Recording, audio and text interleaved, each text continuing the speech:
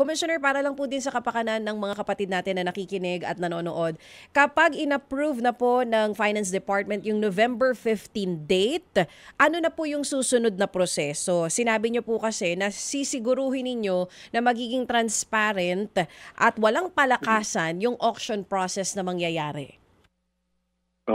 Mangyayari po dyan sa Port of Manila po ang magmamanage nito, literally yung auction, yung bidding. At ang instructions ko, kailangan ito ay naka-live stream upang makita natin mga kababayan, pati yung pagsali, sinong pwede sumali.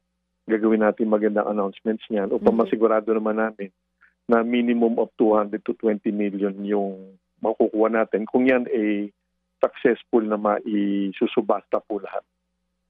Paano pong magiging criteria natin for the potential bidders? Magiging mahigpit po ba tayo doon? Ganun po mas maganda po, mas maraming makasali, mas maganda sa pamahalaan po yun. So, yung pinaka-requirements, hindi ko po ganun hihigpitan, except that, siyempre bawal po yung taga-customs mismo at yung mga mismong importers niyan, at siyempre yung Diskaya mismo.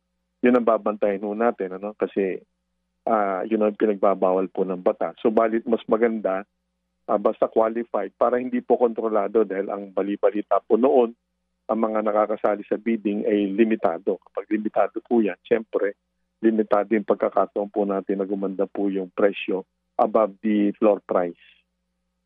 So, sa ngayon po ba, may mga nagpaparamdam na po ba na potential bidders po dito? Meron po, pero parang alam niyo sa laki po nito issue, yung iba hindi niyo alam kung seryoso. Iba nag-joke tungkol pa dun sa payong. So ako naman, basta i-publish yun natin ng malinaw sinong pwede sumali. Pabor po sa pamahalaan, mas marami po makakasali. At wala tayong cap kung ilan ang pwedeng sumali. Kahit gaano kadami, papayagan po yan ng Bureau of Customs. Wala naman po ano. Siyempre, bibigyan mo rin natin ng mga regulasyon yun. Dapat nga may mga bid plans pa ho yan.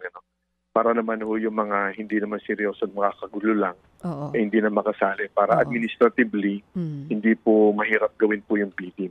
Mga kapatid, brothers and sisters, saan ka pa? Dito na tayo sa totoo.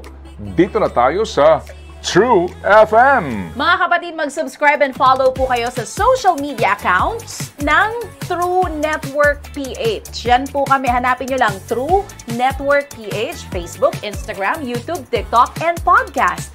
Mapa Apple or Spotify man yan, mahahanap nyo kami. Lahat ng mga napapanood at napapakinggan nyo po sa programa, nasa social media accounts namin yan. So, paano mga kapatid? See you sa social media! Dito tayo sa totoo, tunay at tapat.